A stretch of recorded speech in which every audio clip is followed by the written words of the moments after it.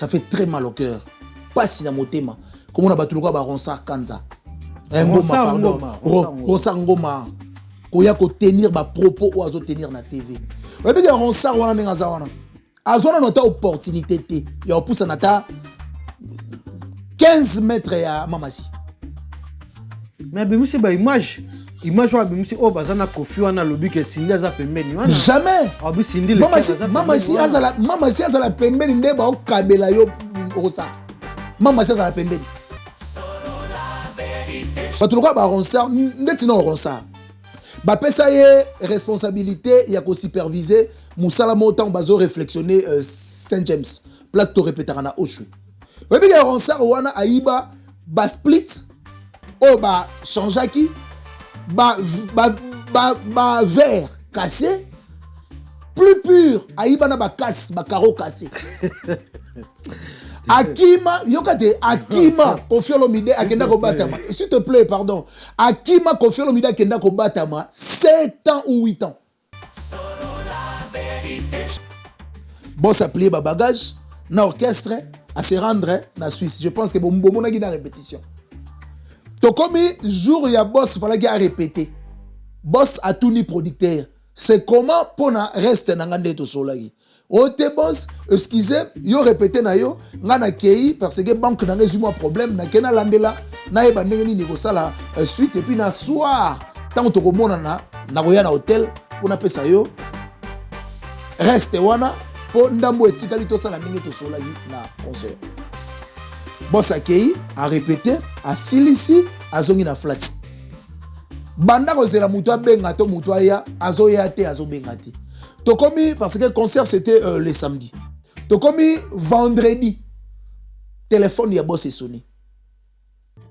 Boss a dit, oh, producteur. Ayambi, allô? Bonjour, boss, bonjour. Mais, Mazeli, oh, ya, par rapport à la clause net au solo là qui, au zoya tabi, ah, boss, na bengi au koutou, pour na ebisoli kambu moko boye, mais, et choqué nga makasi. Boss a dévancé, mba moi, oh, au lieu de reporter concert, habité. Nena reporter concert te boss. Nena za boye contrat on a salaki. Na batu o falaki to louer ba instrument. Wana producteur. Ti sikoyo na za na reste na bango nanu na pesité. Ba epsinga soki na silisi mbongo na bango te ba instrument ekoya te. Boss a tuni esko dans ce cas là, olingi osala nini to lobi nini. Esi boss, s'il te plaît, est-ce que boss au défi 50 000 t? Quand la vision rencontre le béton des rêves devient réalité. Bienvenue chez Thierry Bouda Construction TBC, votre partenaire de confiance pour tous vos projets de construction, maçonnerie, architecture, construction des ouvrages de génie civil, carrelage et bien plus encore. Dans les domaines des constructions expérimentées, TBC allie savoir-faire, précision et qualité pour bâtir l'avenir avec vous.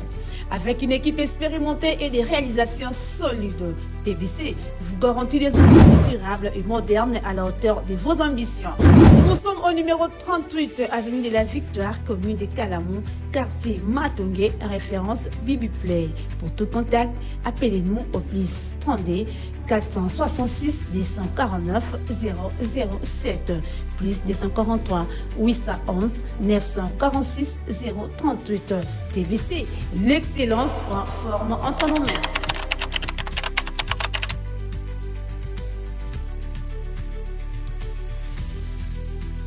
Solo la vérité chante enfant, toute la foule suit son essor. La vérité en écho résonne, avec Miguel Niemba tout se donne. Salut à tous qui me suivent au Sénat moment partout dans le monde. C'est l'émission Solo la vérité de DG Miguel Niemba, le visionnaire que j'ai dit merci. Salut partout dans le monde, Europe, Océanie, partout Amérique. C'est votre humble serviteur, le BK de la presse. Partout, salut Nabatunio surtout. J'ai dit merci Nabatunio surtout. Temps Yakolanda Biso. Aujourd'hui, j'ai le réel plaisir de vous présenter des longues jambes. Encore et toujours. Belle. Batu Basengo trop. Des longues jambes. Ah bon? Batu Basengo trop. Salut des longues jambes. Salut Bébel. Salut aussi na Batu Touba Otalabiso de partout à travers le monde. Et surtout Boss Amboka, l'artiste Koffi Olomide, Yamamasi Olomide, nabigazo na biso na minito, ça veut dire les mythes na madame la légende. Bah autant la biso na minito parce que dans quelques jours bah on a déjà vol, bah on s'est dirigé côté Dubaï parce que toi on a soirée des galas autour de les 20 décembre et ils allaient à Hilton et à Dubaï. Donc aujourd'hui ou après demain déjà bah on plier bah bagage pour notre aller à côté Dubaï. Et puis merci na Bakofi Phil, Bakofi Ets, oh bah l'ingara des longues jambes de partout où vous êtes. En tout cas moi aussi je vous aime énormément. Parce que sans Bino, et ça moi pas si parce que Bino ne vous allez wana, vous se disponibiliser pour nous soutenir l'artiste Koffi Olomide. Merci surtout pour ça. Et puis na pesi mbote na Mama Rifa na Londres. Moté mon papa Roger Bamba à Otalabiso na Londres. Et puis merci à Sandra Kazadi, Lisa Siasuka dernière cartouche, on a les Mokonzi. Et puis mbote belé na ya Tuturoba, moi na maman.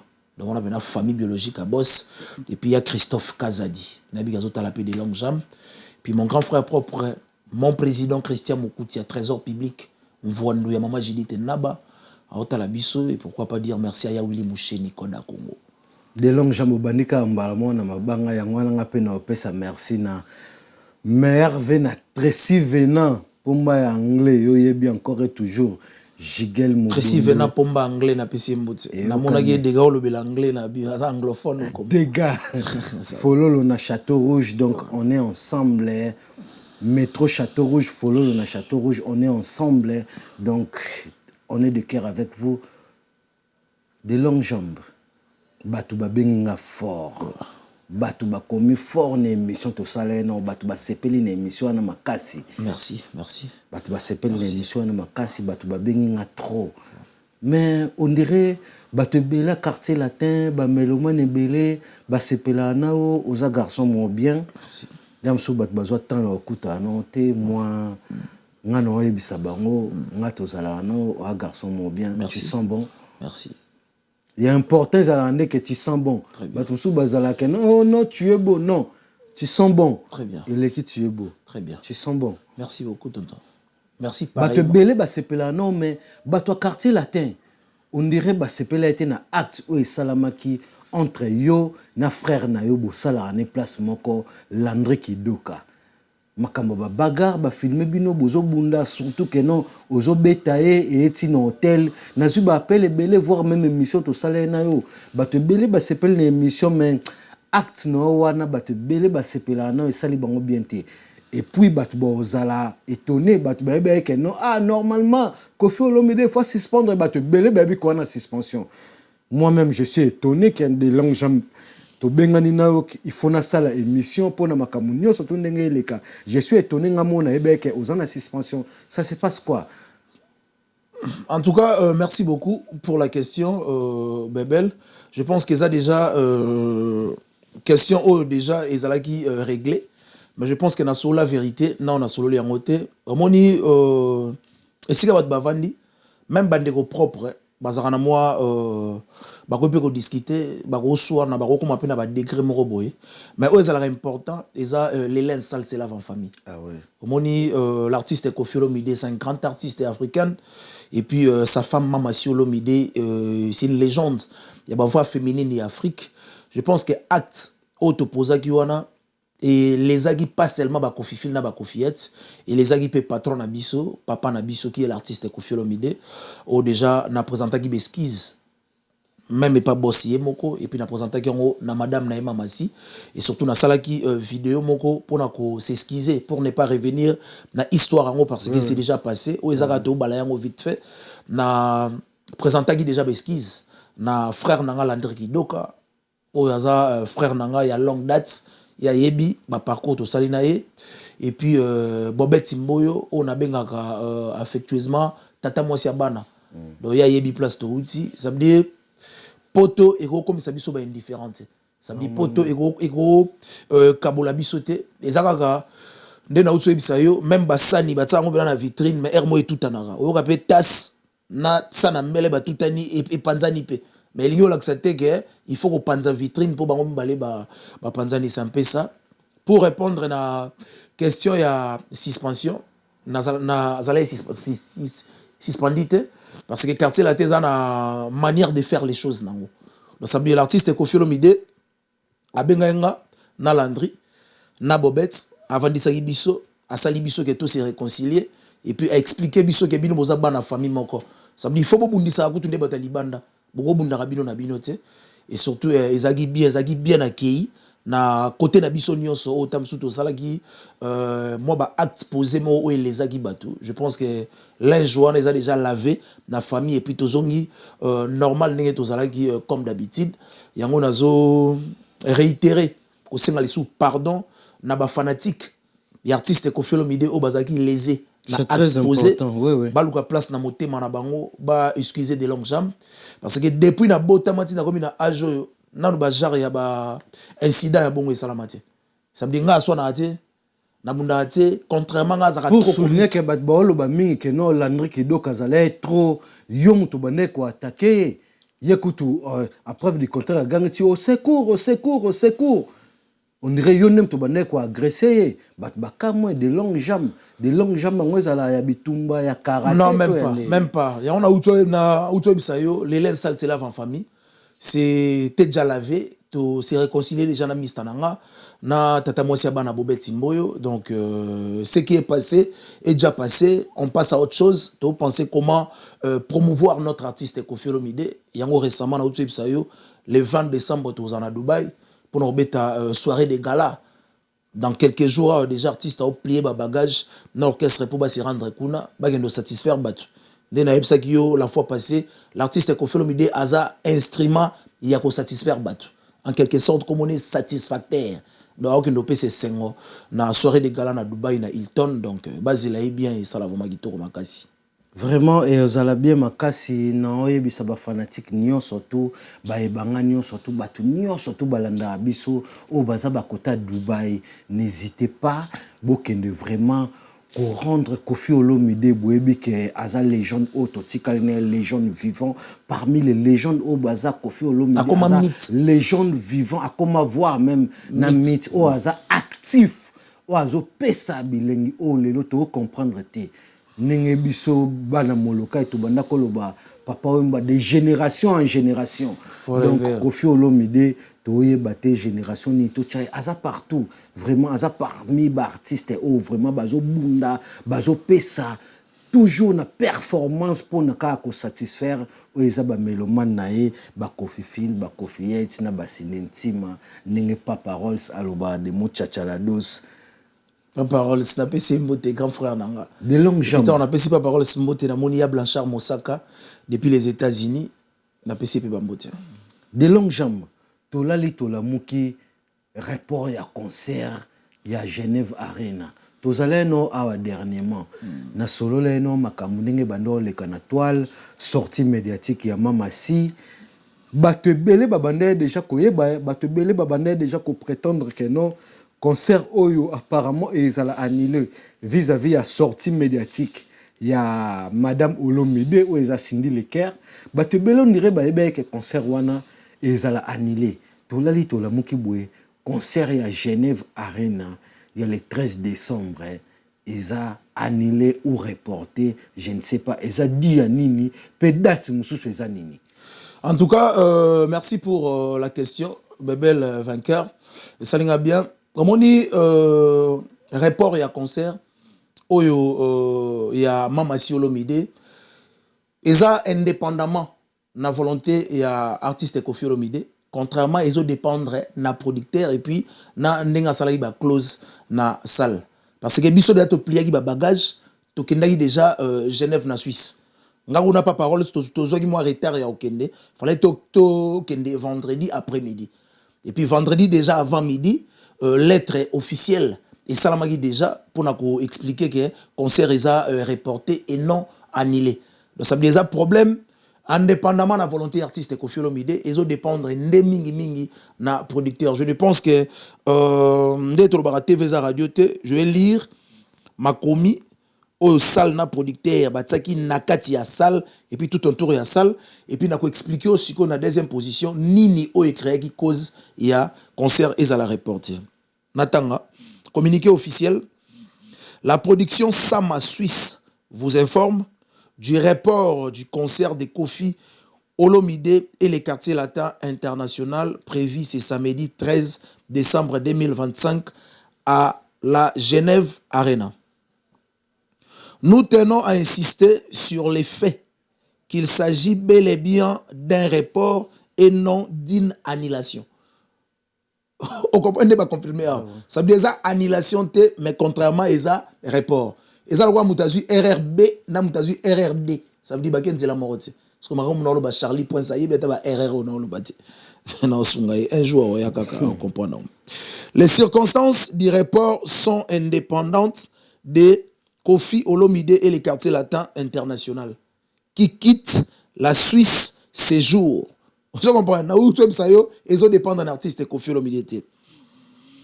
Notre objectif premier a toujours été d'offrir un spectacle à la hauteur de l'artiste et de son public. Cependant, des problèmes techniques majeurs nous empêchent bissoter. Producteur n'a pas salle parce que technique est dépendre d'un artiste Kofi Olomide. Les problèmes techniques nous empêchent de garantir les conditions nécessaires à la tenue du concert dans un souci de qualité et de respect de l'artiste et son public. Nous sommes donc dans l'obligation de reporter l'événement, les billets déjà achetés restant entièrement valables pour la nouvelle date. Celle-ci sera communiquée très prochainement. Le temps de finaliser les derniers éléments avec l'Arena. Nous remercions chaleureusement les fans pour leur compréhension et leur patience.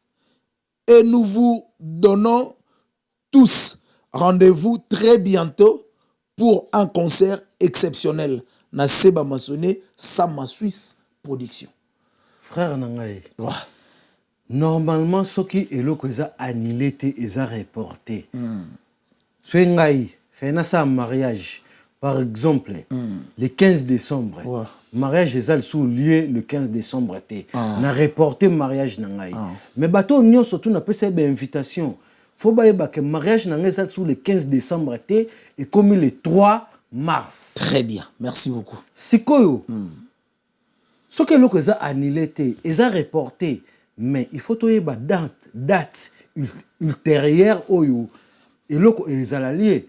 Mais tous les Congolais, le concert rebelle est reporté et bétaté. Concert a fallu à Canada, balobaki na janvier jusqu'à là ti to comme na décembre boy. Et bétaté ba concert rebelle o ezala reporté et bétaté concert il y a héritier Watanabe, il y a Portugal, il y a Lisboa. Ezala qui reporté ti lelo et bétaté ba concert rebelle ba ministère ce qui est comme kaka reporté et bétakate. Vraiment, concert, il y a les grands Mopao, les mythes de la musique congolaise. Nengo lobi a eza annulé eza reporté. Date nango oyo ba reportango eza pour quand. Kasi yango message on atangi balobi na se awa nous vous donnons un rendez-vous très bientôt pour un concert exceptionnel. Dans ce temps balobi nous vous donnons bango bazo pesa date au concert et kozala. Mais maintenant le pesa on irait ba comment on sala kabwe soleil wanga pe a concert baloba que ça annulé mais eza reporté. Bon pesa date nini un ami kolezoya jusque là date jusque là tozoraté. Ba concert ba monsieur congolais belé so comme kaka donc on irait ba longola ka que nos concert eza annulé. Sonimo boy ba comme ka que concert eza reporté. Ce ka concert est comme reporté. Et si l'idée c'est aux oalisouté, si tu ok na makamususu, yewana les grands mon pas Kofi Olomide olobi ah ba plier bagage na mamasi pour Dubaï. Ba ok prestation mususu et après to ba no mona ba prestation mususu. Mais tozalaki déjà na programme ya Dubaï. Tango tozalaki déjà na concert ya Genève. Parce que biso to ba professionnel, tozora biloko brisqueté. Parce que quartier latin, toza déjà na calendrier Tamsusu na ebisio, toi na calendrier Tamsusu déjà 2025, trop d'avance Tamsusu ti ba juillet juin, calendrier des alliés. Mais to bimisa calendrier nyonso bongote, to bimisa moko par rapport ya ba close au déjà to ba contrat au to salaki na batu. Si on a expliqué batu bien cause il y a report oh vraiment qui togo parce que oh eza selon la vérité. Oui. Le problème c'est quoi? Producteur parce que l'artiste Koffi Olomide avait besoin il y a que produire concert il y a Mamasi na Suisse Bisomoko ça veut dire maison Koffi Evans. Oui. Tout ça na boule to produire yango Bisomoko. Producteur tangoye a assumé que akokoka ko produire l'artiste Koffi Olomide. Artiste Koffi Olomide apesi caché na d'habitude nenga pesaka parce que biso caché na mso ya kada ba 150 000 200 000. Apesi caché. Producteur d'accord. Fallait qu'il appelle ça une grande partie déjà partie mususu et pesa maka ceux qui artistes aye avant mata sur scène ba close basili ça ngobongo. Oui oui. Maintenant le problème o eleki est que producteur par exemple artiste a 150 000 mais producteur fallait qu'il appelle ça 75 000 ou 100 000 appelle ça nanou 30 000. Aibisi boss s'il te plaît dans un problème mo na banque ceux qui ont commis sur place na Suisse ngana o tirer mbongo na banque nanga et puis na kopesa yo pour na peso déjà une grande partie neto yo kanaki et puis les restes to ko sala ndenge to solaki boss a plié ba bagage na orchestre à se rendre na Suisse je pense que bon na na répétition to komi jour ya boss fallait qu'il a répété boss a tout ni producteur c'est comment pour na reste nanga ndeto solaki ote boss excusez yo répété na yo ngana kei parce que banque nanga zuma problème na kena landela na eba ndenge nini kosala suite et puis na soir tant to komona na koya na hôtel pour na pesa yo reste wana po ndambo etikali to sala ndenge to solaki na concert boss akei a répété a silisi azongi na flat banda kozela mutu abenga to mutu aya azoya te azobenga te to komi parce que concert c'était le samedi to komi vendredi téléphone ya boss est sonné. Boss a dit, oh, producteur. Ayambi, allô? Bonjour, boss, bonjour. Mais, Mazelio, oh, ya, par rapport à la clause net au solo là qui, au zoya tabi, ah, boss, na bengi au kutu, pour na ebisoli kambu moko boye, mais, et choqué nga makasi. Boss a dévancé, mba moi, oh, olingo reporter concert? Habité, nena reporter concert, te boss. Nena zabo e contrat, on a salaki. Na batu, oh, fallait qu'il te loué ba instrument. Voilà, producteur.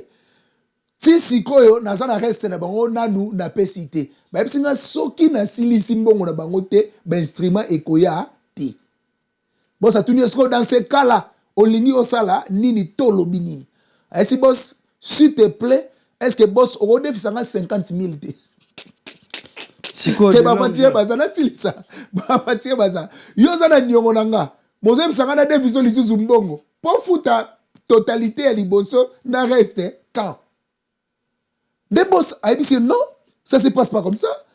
Yozana on a dette nanga. Au sollicité, alengana defiso ata kutongo boyo ka confiance à patron ba mission ya Congo. Des producteurs abimi incapable. Ya ko produire concert wana ya Suisse, ndeye mo sali makamna ya report. Producteur na sali lettre ya report. Que concert vous allez reporter, bateau tout ba somba ba billet, ba bomba ba billet na bango, date zoya très bientôt. Je pense que vous allez publier peut-être na page officielle l'artiste Koffi Olomide et vous avez publié na Genève Arena et puis yangonde nenge close les kaki tellement ça solo la vérité na émission mo côté na soli marambo na soli yango awa po na mona simana yo na simana nga ba kombe na solo la vérité il faut solo la vérité parce que vérité yango nzambe c'est ça frère nanga de longues jambes na niveau ya Koffi Olomide notre légende vivant qui nous restait. Yoko tout affectueusement bien que le mythe. Les mythes. Ne tout comment joie. J'ai bien les mythes de la musique congolaise. Azamo. Est-ce que Koffi Olomide a koki n'engeni ko s'associer na batu oyo ya bongo vraiment. Bon. Au moment où s'associer comme le kamingi et pas Koffi Olomide. Qu'on s'associe pas comment zoeti album que mutumo boyevma à 100 000 a produit Koffi Olomide. Tala sikonde telo kwa bongo. Album. Ya on a lobby. Ya on a lobby. Na kati ote bebel. Tala nde telo kwa bongo. Mutu aye a sombi album ya Koffi parce que l'artiste Koffi Olomide c'est un artiste où asala ka nzembo na ye pour ezala vendi to ba disque na ezala ka vendi. Producteur aye apesi caché o bayokani na artiste et musicien. A sombi disque. Soga qui a falsifié disque. Il y a Koffi Olomide za premier. Non. Parce que non, basombi disque. Non. Ezaka bongo te ya Koffi Olomide za nini te. Non. Wana basombi et pas na ye artiste mais ezana ba mélomane oyo bino bobenga ba Kofifil, ba Kofiette, soi-disant. Soki bazalaka réellement. Bazali.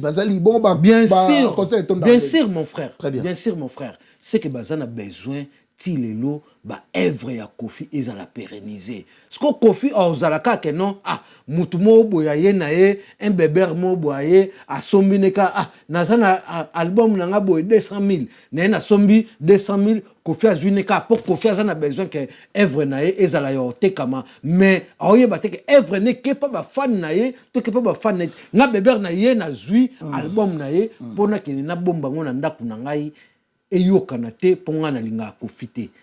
Est-ce que ba précaution en tant qu'artiste ya munene ya mboka na biso orbanaka toujours kaka kosibe ba biloko wana kasi mesko eza batu ya mitema mabe problème mitema mabe ya artiste munene ndeti ngai na ndeti va na plateau boy ndeti ngai na ndeti va na plateau boy soko yo zandoki tonga na zandoki est-ce que to ebani soki nga na yeko sala émission na boule kete na yeko sala émission na kimote ya malamu mais yo yaki na boule tam suya ko sala émission na kimote ya mabe nga fona yeba kati na rien nga na zanzambe te mutu tango approchaka tango tolingaka basi te exemple tango tolingaka ta musu mwasi olingi mwasi pour vivre ne pour les meilleurs et pour les pires soki na katikati ya bolingo to après moi suka ya bolingo ya la question pour les meilleurs et pour les pires est-ce que yo za fautif oza fautif te yo lingaki ye mais il y a la question qui est dans la ligne d'angayote. À qui la faute? C'est ça qui est Ndenge Peso, c'est passé dans l'artiste Koffi Olomide. Lui, il est artiste. Tant qu'on sali album naie, azana pour ça producteur. Nasili ça. Ozo katanga réflexion. Yazana pour ça producteur, aya aza produit, à produire, à promouvoir produit oyo artiste et à sali. Ce qui est producteur wana, aya na kimote mamabe. Pour annuire eloko wana est-ce que Koffi Olomide za nzambe po yeba ke muto ndenga zo ya veranga azo ya po annuire nga parce que il y a d'autres albums ou artistes Koffi Olomide sala ba tu peux bazongo mais ba salango mabeta ba salango pe promotion ba promouvoir yango owe sanga te ke des fois Koffi Olomide banda makambo ya musique nyonso ya Koffi Olomide ba pirata non ba makambo wana ekomi kokoma ndesikoyo parce que kimotema mabe e matito ndena Kinshasa to tika to 28,000 qui monte ma bego ko ma be 32,000 40,000 si on ngana zanzambe te parce que nzambe nda sondaka kati ya mutu si on ngana zanzambe te no ibandeni ça quoi ndenge nazo bima awa na on se diriger na kende place moko boy ce qui place on azo kende kuna bato ba okana ke basalanga mabe nga fona yeba déjà que place na ba salanga mabe nga konzambe te c'est ça nde ezo s'arriver ndeti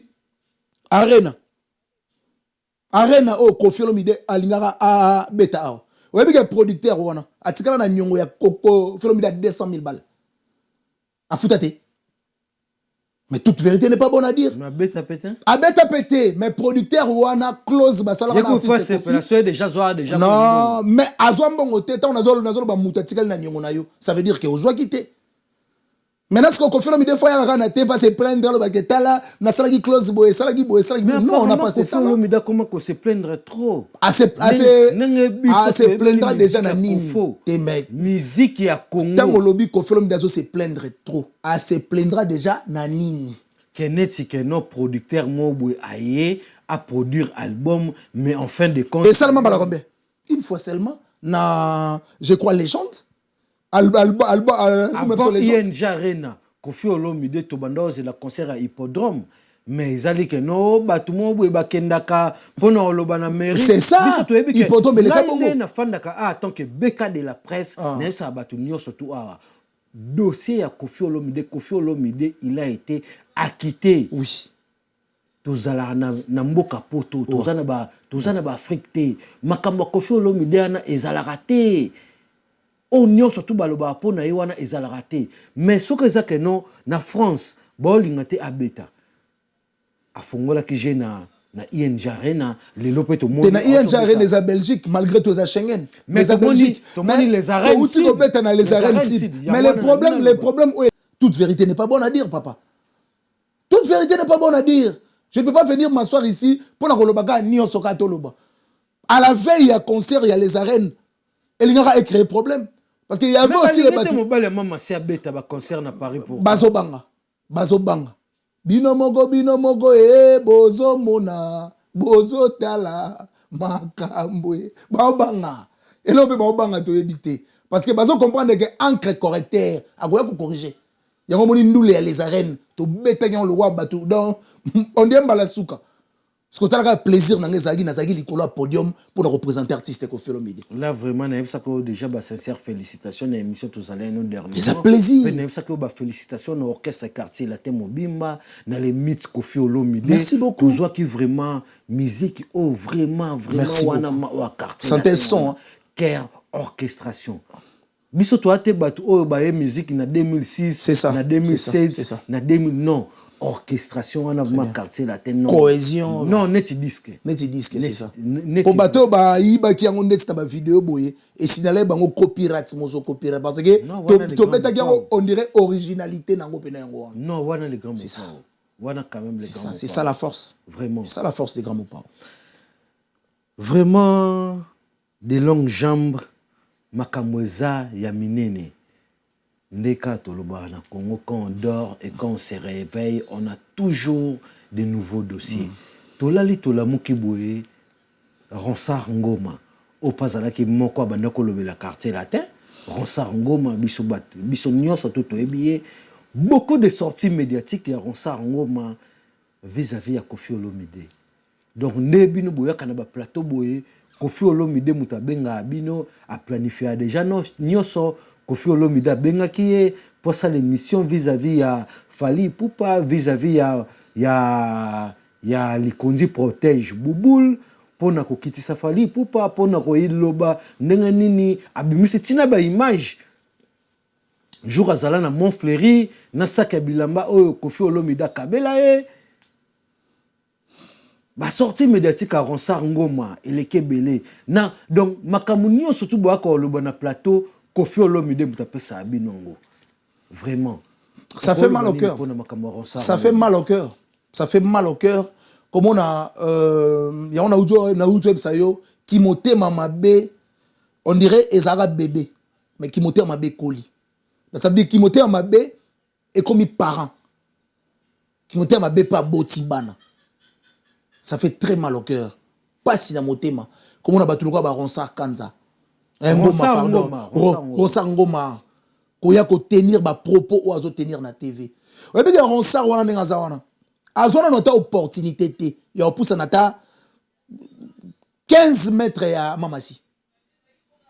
Mais bimisi ba image wa bimisi o bazana Koffi wana lobi ke sindi za pembeni wana. Jamais. Abi sindi le mamasi azala pembeni nde ba okabela yo osa. Mamasi azala pembeni. Azana tante to azama kambo salati.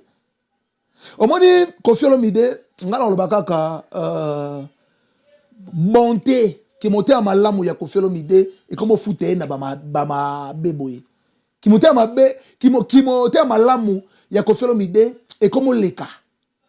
Yango zo mona batu subazo ya ba TV ba comme tenir ba propos mo otam subazo maîtriser te. Ba to lokwa ba Ronsard ndeti non Ronsard. Ba pesa ye responsabilité ya ko superviser musala montant bazo réflexionner Saint James place to répétera na Oshwe. Oui bien Ronsard wana aiba ba split o ba changeaki ba verre cassé plus pur aiba na ba casse ba carreau cassé. Akima yokate Akima Koffi Olomide akenda ko batama s'il te plaît pardon Akima Koffi Olomide akenda ko batama 7 ans ou 8 ans amona na raté ba pesi yo au superviser yo yibi biloko mais ce que comment na lelo moyibi ayene na TV pour ka ba laquer visa quelque part à comment tenir ba propos bon on pour ba laquer visa oui ce que tali na ba différentes chaînes o ya leki et ça chaîne o ya ba le bela falit ah bon oui ba chaîne o ya leki mais asa na posa ya visa Ronsard Ngoma aolo baka vérité Ronsard Ngoma aolo baka vérité tango bimsana ba preuve obiku no alobité bonga soki alobi aloba makamu permettez-moi de le dire atangi tina ba komo ba ser lor mbongo vraiment na Congo photos a quand même na respect ba artiste autant tina ba kombo ya ba Serre Laure Mbongo. Personnellement. Vraiment. T'es Laure Mbongo Azali. Pardon. Azan couple, Azan Mobali, pasteur Christian, vraiment. Hein? Mon papa, que je respecte beaucoup, Serre Laure Mbongo. Hein? Autant comment va Serre Laure Mbongo, vraiment. Yango ngai, omoni mingi. Omoni ngas mingi. Nazo senga na gouvernement congolais. Et surtout ministère na biso ya culture. Tu sais, l'artiste Koffi Olomide, c'est un ambassadeur de la culture. C'est un ambassadeur de la culture de la culture. Naïb Sarabatou d'habitude, ambassadeur a équivalent à un chef de l'État. Équivalent signifie, au moins de en France, si tu as eu problème en France, tu as une ambassade.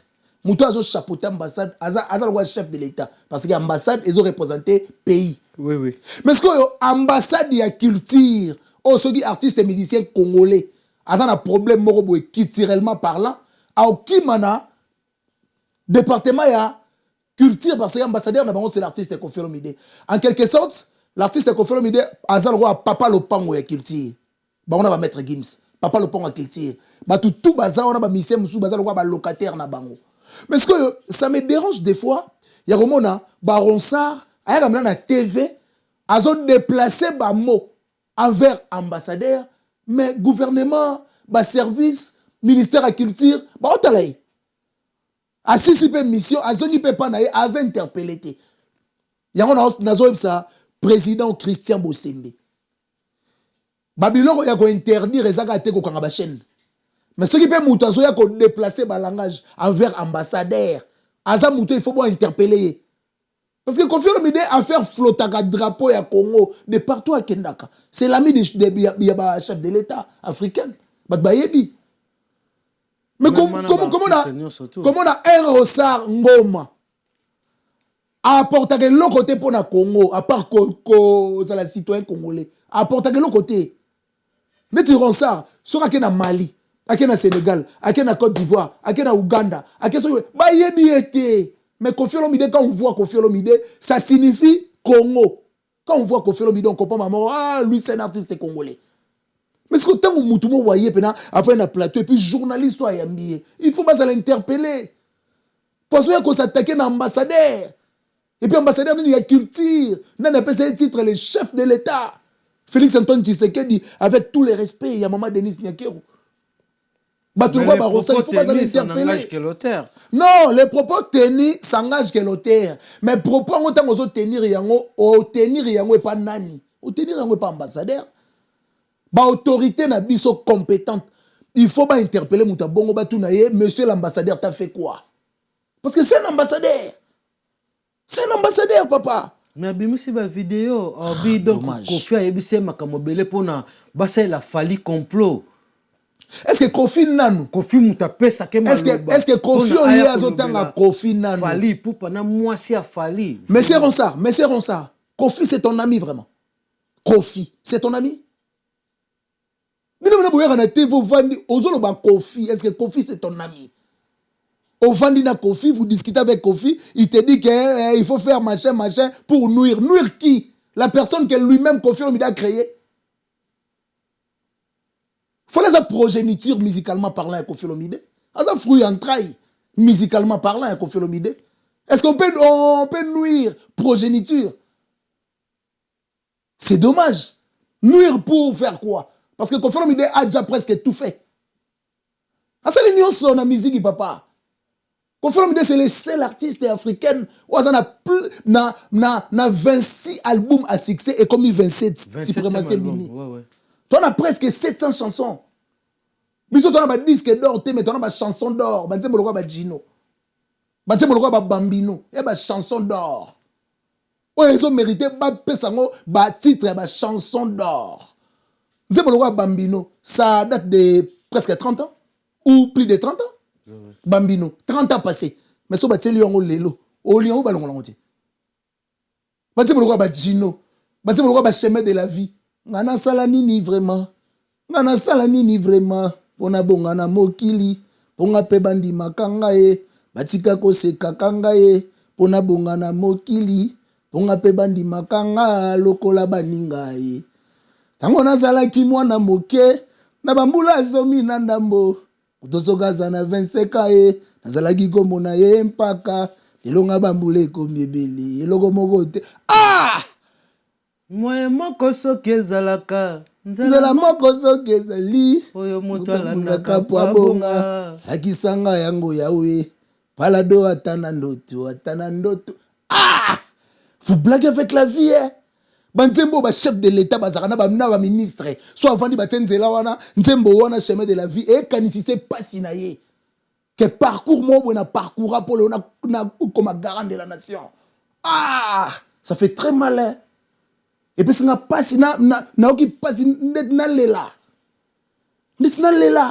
bijou le roi Kofi Olomide aleki ba diamant ba colta ba manganèse Kofi Olomide mais tu vas rappeler vandi boye Seigneur Kofi Poza est congolais. C'est là moi je dis à tout Kofi le monde Poza congolais. Il faut respecter Kofi nos Poza artistes. congolais mais fier d'être congolais. Il faut respecter nos artistes. Ça fait très mal bébé. Kofi Olomide. Ça fait très mal. Weranson, Jibem Piana. Très mal. Batunio surtout Papa Jano Bomenga. Donc Batunio surtout tous les artistes Ferregola. Nous devons on a l'obligation de respecter nos artistes. Et comme que ba chroniqueur, ba porte-parole, mutunyo surtout à comme bima boye pour à manquer artiste mo boye respect. Parfois à sala pas artiste wana, parfois tu ya pas artiste wana, a benga yote, a eba yote, yo muto ya koluka musala pour a eba yote, pour a valoriser yote, lobi ok, place mo boye pour na ko dénigrer. Yango wana vraiment. Ça fait très mal. Vraiment. Très mal. Très mal.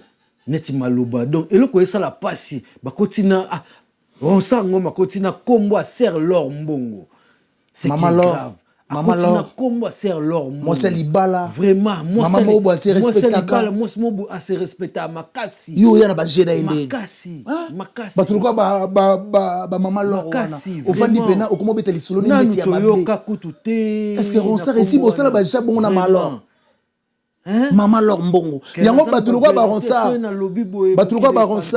Maman Laure Mbongo. Il faut porter plainte. Batuluka ba Ronsard. Il ne peut pas venir à la télé pour ne diffamer na kombo na. Normalement. Il faut porter plainte à la kisa. Ma preuve ya makambo azoloba.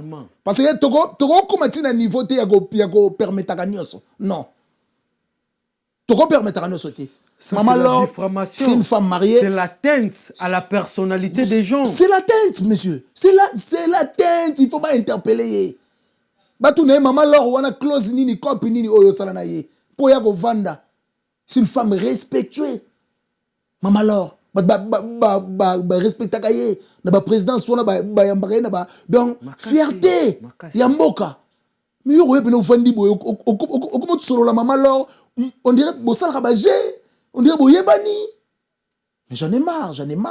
Merci à tout le monde. Qui est lentement et sûrement vers la fin de cette émission. Merci to chité na deuxième partie émission Nabiso. Quant à moi, je dis merci et merveille à tout le monde. Je dis merveille à Jimmy Bilé Lendima Ngondo. À Latissa, Capon Farel, Kilo Yaba Farel Nyon surtout, Glody Zara, le président Mehdi Zara, j'ai dit merci beaucoup, Eli Play, Mika Blaka, Jigel Mobondo.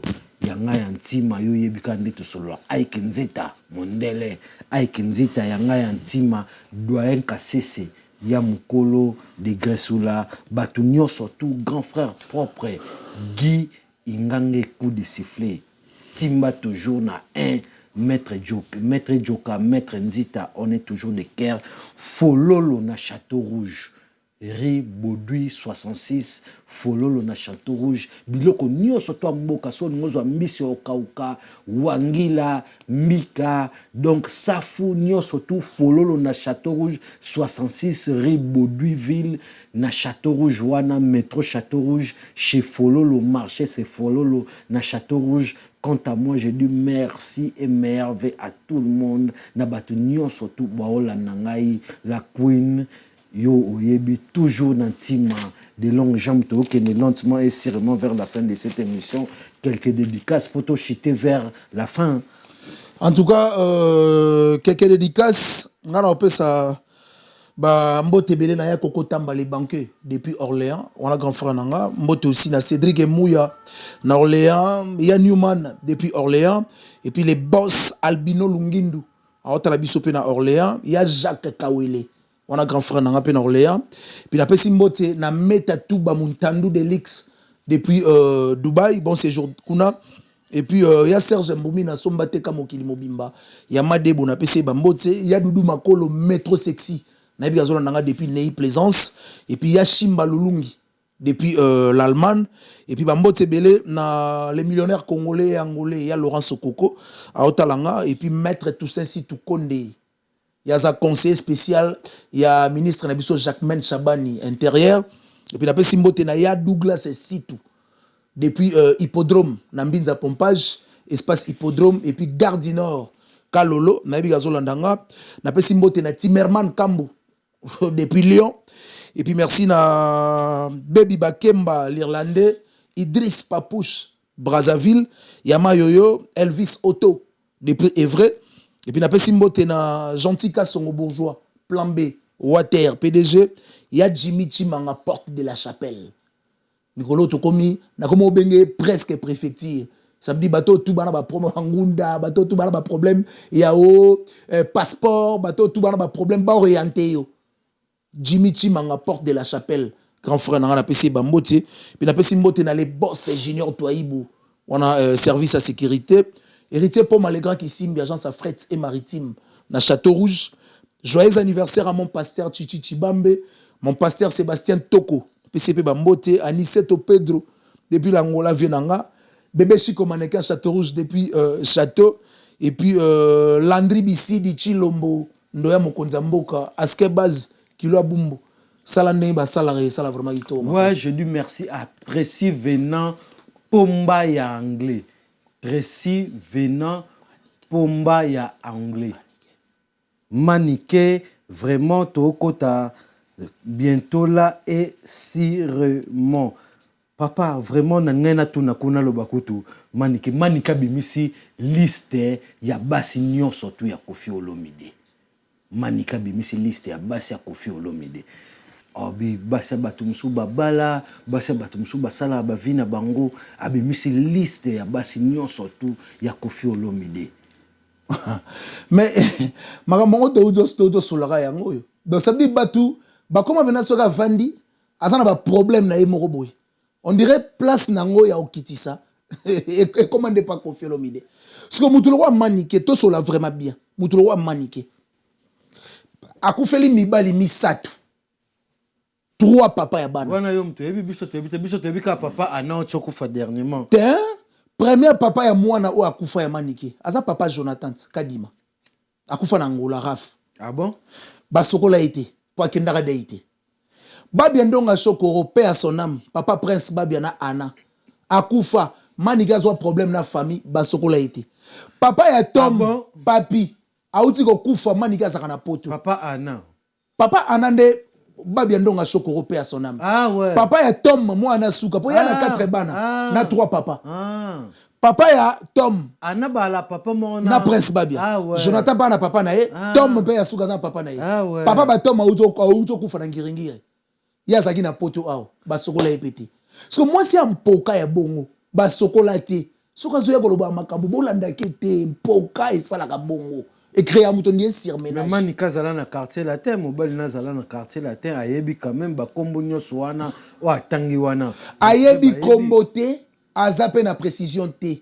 Mais oyo boko retenir eza histoire est une science qui étudie les événements passés. Là, on parle du présent. Présentement et na fiti tozaka na mama si Olomide, la deuxième première dame de la République. Ce qui était passé, c'est déjà passé, on parle du présent. Mama Kongo, comment ça mama si que non keba ba osaloger Moudloga Mama Kongo, azana na ba problème spirituel. O moni bango eloko esala bango bongo. Spirituel ki akomolota Koffi Olomide. Te o moni bango eloko esala bango bongo. Eza ke bazana mibalité. Ba jalousa asko mama si papa. Ah bon? Yo sakana ozana mobali moko boye o abenga ko chéri à tout moment. Abenga ko donc a caresaka yo à tout moment, asolisa ko bien à tout moment mais mako na boutique au selo ba shopping mobali ya bongo bango siko bazanga ye na vie na bango yango moni ba créer la jalousie oh ba sala on appelle ça la jalousie baza ba jalouse envers mama si parce que mama si tende akangela bino opportunité ya vie ya kozwa mibali te botambola nde bozala sérieuse bokozwa mibali bayaka kofinga mama si po jalousie mutu lokwa mama kongo na vie na ye tia komi na age wana azona mobali ya bien te na vie na ye mais akola soki soi-disant na poto je pense pas que mama kongo akozanga mobali aza na mibali kasi toza na hiver malili epesaka nervosité ah ouais et puis bandako bango bazalaka ba chauffage ya bien te ah ouais. donc bato ba retenir ke basala yango par jalousie eza jalousie mama si alinga papa Yavinaye, l'artiste Koffi Olomide, le père de la musique africaine, les mythes, les créateurs des idoles, les patrons de tous les artistes africains, et puis l'ambassadeur culturel, il y a musique, il y a Mbora Nabiso. Pas si na bango sko ya raboba ya trempo na ozo e wapi. Mama si arriva papa batuna ndoto. Olobi? Arriva papa batuna ndoto. Mais mon bali le roi Koffi Olomide, ce que rêvé était au rêvé. Ah papa batu. Mobali na ye mobali ya mama si akoma metango arriva kaya sala mobali na ete aza mobali ya mama si Koffi Olomide c'est bon. Sa femme o abala ye na mbongo mwasi na ye légitime madame na ye mama si parce que bango ba se souciaka bazaka na mibali ote ba pesela bango ta papa manika lobi 7 mariage atangi ba mariage ba Magic Wawina atangi ba mariage ba Patience Bembo atangi ba mariage ba Tebele o Koffi Olomide abakisa na oya ko bakisa ndenge moko atanga bakisa Koffi Olomide asala ba mariage religieux te yeka ba mariage ka na banini na biso Kongo nini ba mairie na biso Kongo yona lobi atanga abakisa na oya ko bakisa mais manike depuis comme na age wana ata mobali mo te apesile ata koka mais ba abotisa ye donc yeba senta ye ba pesa ta kokate au père ba Jonathan kokate babi ya kutu manike ye modalo bango a pesa ta kokate pe à son âme papa kutu ya ba Tom azaki na mutu amela ba drogue tokoto akozula koka wapi donc ye moko vina ye ndenge tambolaka ba commence ko luka ko se soulager na mama si jalousie mal placée. Merci à tout le monde. Merci Nabatunion, surtout Bolanda Bisso partout dans le monde. On est avec des longues. Na pesi mbote na ya Christian Kwemba. So na pesi ya Christian Kwemba mbote ta osilika. Ya Christian Kwemba na pesi mbote frère Lola na Evre. Na pesi pe mbote belé et puis na pesi mbote na Rodi Son Altesse. Aota la biso na pesi pe mbote na Jenaba. Jenny Dia na pesi mbote puis Nancy Poutou Moulou ba Mwindo mère ba garçon. Mère ba junior. Mère Elohim, mère apprécié. Nabi a la bisope. Maître Yves Kambakson, Yajido, Maître Django Léon, Prince Kaelo, Junior Chovo, on est des cœurs, Maître C'est dans la loi. Yoyebi, Gelor Wang Yu, Baz, Passim Punga, ya Mama Lete, Far, ya Gabriela, ya Ndaku, Yoyebi Kande, to solo là toujours. On est des cœurs avec vous. Batou Nyo surtout Bola Nabiso en ce moment. De longues jambes. Fallait pour pas grand artiste en Mboka Nabiso, Tolali Tolamuki, film et bimi, Rumba Royal. Bon, tout ça, projection en Europe, artiste à Congo, pour ne pas ça, projection en Congo, en Afrique, Rumba Royal. Aux 8 ans, Rolanda film, artiste en Mboka Nabiso, Bobby. Après Papa Wemba, c'est Fallait pour pas. Après Papa Wemba, c'est fait rigola. Après, il a sali film à XX, aux autres troublés hors de public. On a quatre films, on a moulé na bambanga, on a quatre films, on a sabana Mickey, ma papa, maman va sala dans la chambre. Beaucoup de bambanga, ça ma papa, maman va sala dans la chambre. Nous sommes des Bantous, papa. Non, ils ont embrassé. Nous sommes des Bantous. Non. Papa, quand vous l'êtes encore comment en France, l'ongola ba intégration. Non, monsieur. L'ongola ba intégration. L'ongola ba intégration. Non, l'ongola intégration au niveau yanango. Intégration, nous sommes des Bantous. Bisous, embrassement. Non, c'est rien, frère. Faire aussi comme ça, c'est normal. Non, faut faire comment? Faire comment? Elle monte, elle descend. Elle monte, elle descend, qu'on a mon yango TV. Si vous Bah illustrer les bisoko, Guilain, Mukendi. Vraiment, n'ayez que Guilain, tu la bisoko. Ah, so illustré déjà. Ah, illustré. Vraiment. Ceux qui pensent que à malam, ah, illustré. Ma félicitation, c'est non. Après Papa Wemba, c'est Fali Poupa. Après Papa Wemba, c'est fait Regola, après Fali. L'idée était bonne. L'idée était bonne. Filmé. Tout le monde il y a artiste était à niveau chanté. Bon, il y a fait Regola des Aranini. Film a fait Regola. Titre film. On l'a dit? Titre ni film. Oh, yo tela film a fait Regola te. Mikolo ils sont narrage fort. Ils sont fort Mikolo. Narrage. Rumba Royal. Rumba Royal te na otangelo film a fait Regola. Bat ba kota ba plateforme internet comment kaka film a fait Regola. Oh mon nom. Au moins, non. Fallait salir long métrage. Hein. Non, tu sais quoi? L'idée était bonne. Au moins, tant que tu opères sucré, tu opères contenu, tu opères contient. Ouais. Contient, c'est ce qui se trouve dans Kati. Il y a bouteille, plastique, et logo bambalé. L'idée, film, et ça, le là, contient. Contenu, pardon. Mais ce qu'on contient, boule, scénario, et bomi film. Dans les là, au sombi sucré, na boule, que la sucré, mais comme il y a ngai si wezo utande place et koti XX de longue jambe nyonso ezaka poza fali pour patonner olobi nyonso ezaka poza fali pour patonner ngana lobi l'idée était bonne mais film wana yebisanga papa soka zotalango na mama na bana so ba komi place wana zala na front ba wela télécommande toté so komi parti wana place olia na mbanga papa na mama ba wela télécommande pourquoi ba zapeko ego bebisa banat mutazo matazo kita ba jeni wana papa. C'est quoi ça? Nous sommes des Bantous, monsieur. Nous sommes des Bantous. Simon Kimbangu, Alatara Liputa, Mazara PDT. Simon Kimbangu. Azara des fois, nous sommes des Bantous. Simon Kimbangu, Tambola Makolongu, Lutebo Azanga Ali, papa. Rien. Nous sommes des Bantous, papa. Tant qu'on a la film, il faut qu'on s'appelle qui Bantou na Kati. Qu'on s'appelle qui Mundele Troté.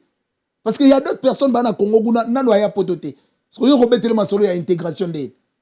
On a RRD na RRB Charlie Prince Plaza janvier pas au Cameroun RRD Denis a habité c'est normal cela va journaliste oh bazanga basuki vraiment a s'il vous plaît Charlie Libandia s'il vous plaît ah olinga ngote hein non s'il vous plaît pour batama bandi pe ba non s'il vous plaît ngabana batama bandi bo s'il vous plaît frère azanga suki s'il vous plaît yo po ebaka omona ne za suki ngabana na suki omona nenga za yo po na suki okanyango kutu mais est-ce que bina do trouver to respecter batu o eza solo la vérité to ngi ko leser batu te to respecter batu nyonso to mais mutu na mutu azala na esika na très bien ngana bano solo na makambo grand artiste mboka na biso Rumba Royal film o ebimi o tozo betela PCT bien on a émission l'idée était bonne mais scénario des bomi idée on a li boso tonga ekoti XX j'ai baby ya le rôle ngolia mwamba bati on a lipa me batsango zelo acteur à film ya XX acteur à film XX na évité soir na boula ça film pour le long jambe mawana morgue ka neni tondeni nde kapon kilo loba mais mawana morgue souci na souciat ambiance na ba Mawana morgue, souci na souciette, ambiance na bar. Merci Nabatunio, surtout Balandi Bisso partout dans le monde. On est vers la fin de notre émission, notre rubrique Solo la vérité. On dit merci au DG Miguenima, le visionnaire, le DG tout Senga Nabatunio, surtout Balingi Basa ba publicité na bango. Partout dans le monde, au Bonimbo, ça va publicité, il y a une entreprise, il y a surtout un salon de coiffure, pour participer shooting photo, événementiel, surtout la chaîne Solo La Vérité est là pour vous faire plaisir. Surtout Bonimbo, quant à moi, je dis merci à tout le monde, merci Nabatou, surtout Bazola Nabiso, Jimmy Bilele, Ndimangondo. On est vers la fin de notre émission de longue jambe. Programme à Dubaï, concert à Dubaï, malgré Genève Arena, est raté. Concert à Dubaï, c'est pour quand? Concert à Dubaï, c'est les 20. C'est 20 décembre. Donc, on a Hilton à Dubaï. On a la soirée des galas. Et donc, l'artiste est confirmé, il a déjà vol pour se rendre compte, pour qu'il satisfaire. C'est ça. Merci à tout le monde. Tozana Souka. Tozana Souka et émission Nabiso bye bye. Je dis merci à tout le monde. Je dis merci à Fololo na Château Rouge. Fololo na Château Rouge, 66 rue Baudoville, Paris Métro, Château Rouge. Marché chez Fololo Batunion, surtout soko lingozwa Mika, olingozwa Wangila, olingozwa Safo, olingozwa Likayabo Kisala Kindeki, olingozwa Bakisi Nyonso toi Bokoko chez Fololo na Château Rouge, 66 rue Baudoville, métro Château Rouge, marché chez Fololo. Merci na Batunion, surtout au balandi biso de longues jambes. Mot de la fin poto soukisa. Mot de la fin d'Angeza, il y a ça merci na Bakofifil.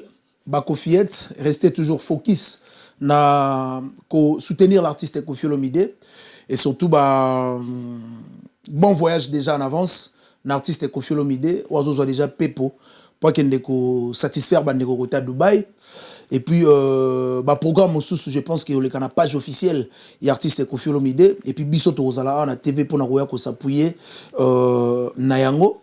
Et puis, merci Nabato, tout balingar de longues jambes de partout où vous êtes. Mon numéro pour plus de détails, plus 243 90 69 092 17. Plus 243 90 69 092 17. On a eu des longues jambes pour plus de détails. Il y a Willy Mouché Nico Damboka, mon président Christian Mokoutia, Trésor public Mvouandou, Yamama Judith Naba. Merci aussi à Jonathan Moussa, 3 fois plus que Tog, Génération Consciente Mobimba. Na pesibino ba mbote belé bana mazal et puis bana kitambo ma belé mame place motolo nanga evandaka na pesi bango ba mbote belé et puis na pesi ba mbote et ba courage na landry japonais d'SP et Tazoma na pesi ba courage belé na misa nanga héritier mambweni wana baza bato ba bundela rapé quartier latin na ndenga el Kinshasa japonais yo yebi soda to banano banakala landry japonais et Tazoma là où tu es vraiment. Ton frère te salue. Bientôt 2 années à Etazoma. Etazoma, yo yebi, vous allez toujours dans te parcourir non fort, Landry japonais, Etazoma, des longues jambes. Nabosana qui le 4 avril 2026 fait rigola accord avec. Bah question bien retourner yangoyo.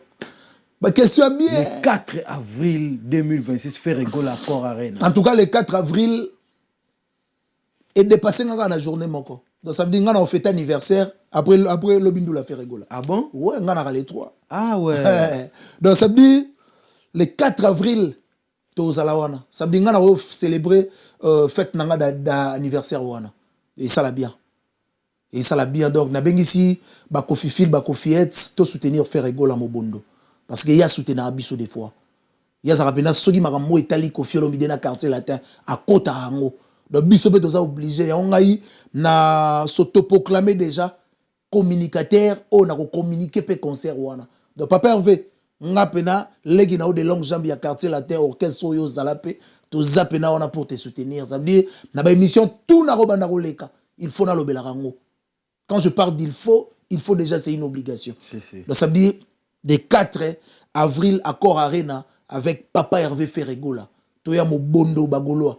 Toujours soudé mon bondo. Bagoloa surtout ba gladiateur mon bondo ça slogan te vraiment beau se manifester et le banango laskoni munza wabi frère toza déjà na 2 dates bagoloa ba somba ka ande ba billet na bango ba somba vraiment ba billet aike nzita mondele vraiment dans le cœur Jigel Mobondo doyen cassé c'est gloire mukoko lipa moto ya palin pomba ya anglais Tracy Venant yo yebi toujours Kandé to solo là qui je suis de Kerna Batunion surtout Glody Zara PPHM yo yebu frère on est de cœur avec vous on est à la fin de notre rubrique bye bye. Solo la vérité chante enfant toute la foule suit son essor.